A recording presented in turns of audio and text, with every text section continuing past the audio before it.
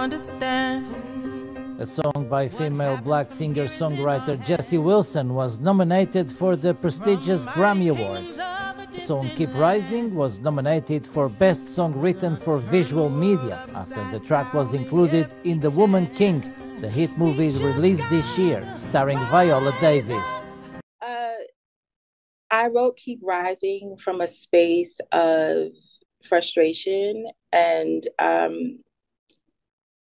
internal frustration, but also frustration with what I was seeing in the world. And I just sort of like got it out in one day. And I knew that, you know, the message should be one of hope and of resilience. Rise up and keep rising. Rise up.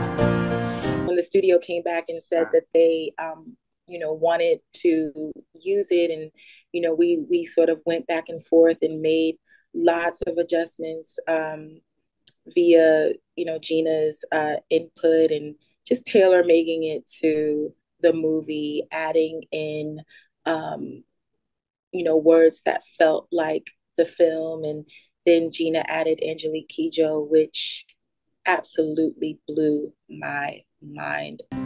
How far is it to get to where we're going? Don't you know together we are strong? We're gonna fight the madness till it's gone. I definitely experienced a lot of colorism in the music industry. I definitely experienced being told that, you know, I wasn't the right kind of pretty or the right kind of marketable because of my skin tone. And it was really empowering to see a cast full of beautiful brown women existing in their power, existing in their strength and intelligence.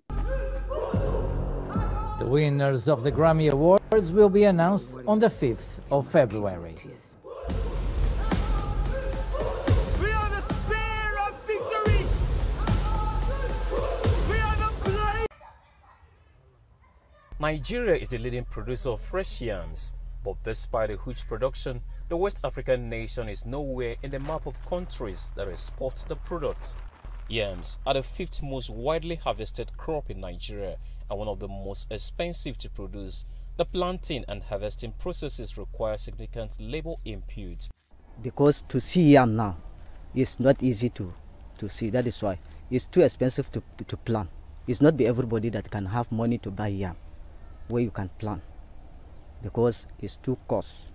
Experts say deliberate action must be taken to move yam production, processing and marketing to the next level in line with international best practices. General Secretary Yam Dealers Association of Nigeria says the government should collaborate with relevant stakeholders to resuscitate yam exports from Nigeria to boost wealth creation and food security. Because everything you're doing, if government didn't put an into it, at least it will not work, it will not sound reasonable. But at least we're begging for the government, at least they should look into things, at least help we as marketers, because we deal with farmers and we deal with the marketers. At least if they can be able to help us, at least we can be able to export more than the way they expect right now. And yam at least one of the major things that at least boost the economy. And if government can be able to help one another, at least from the farmers and the scale or the small scale businesses, at least this will work better.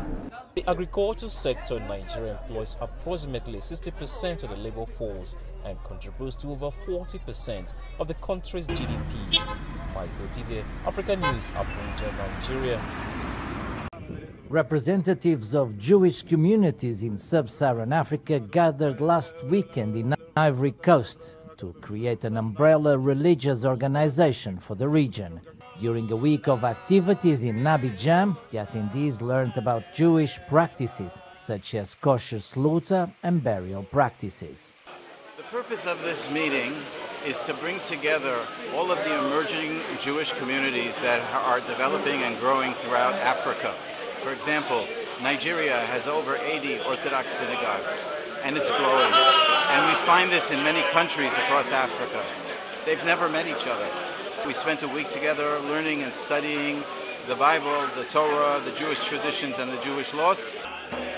The event was organized by a Jewish non-profit organization, Kulanu, with the aim of reuniting emerging Jewish communities across Africa. They understand that Judaism in Sub-Saharan Africa is sometimes a new phenomena, though some believe they are descendants of lost tribes or Israelite tribes in the Bible. Some have found Judaism new. And this group of combined people are practicing Judaism, living Jewish lives, and for the first time ever got together to create an alliance.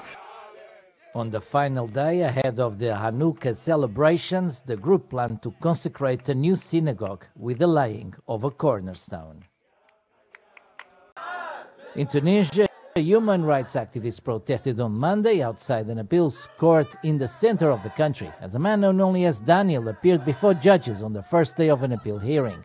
The defendant is accused of homosexuality and faces returning to prison for more than 2 years in a case dating back to 2015.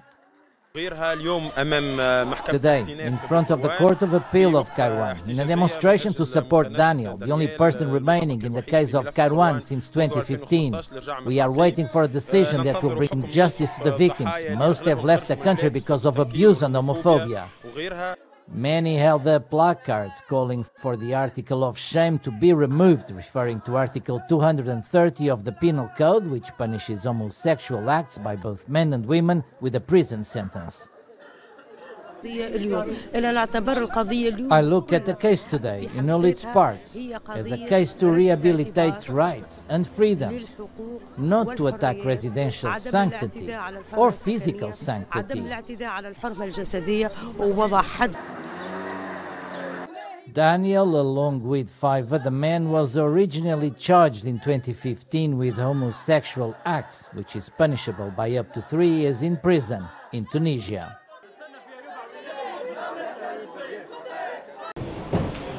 An American couple was remanded to prison last Friday in the Ugandan capital, Kampala, after having charges expanded in a case involving child abuse. The charges include aggravated torture of a 10-year-old boy, as well as aggravated child trafficking, an offense that can only be tried by the High Court. My clients are facing 2 charges. One is for aggravated torture, and the other is for aggravated child trafficking. The court has taken in the charge sheet, the amended charge sheet, and as such, our bail-up ruling, which was to be delivered today, was arrested and could not be delivered to us. However, we intend to go to High Court to apply for bail on grounds of exceptional circumstances. The boy in question was one of 3 children fostered by the couple, who arrived in the East African country in 2017. In 2020, the US government imposed charges and economic sanctions against the US-based adoption ring.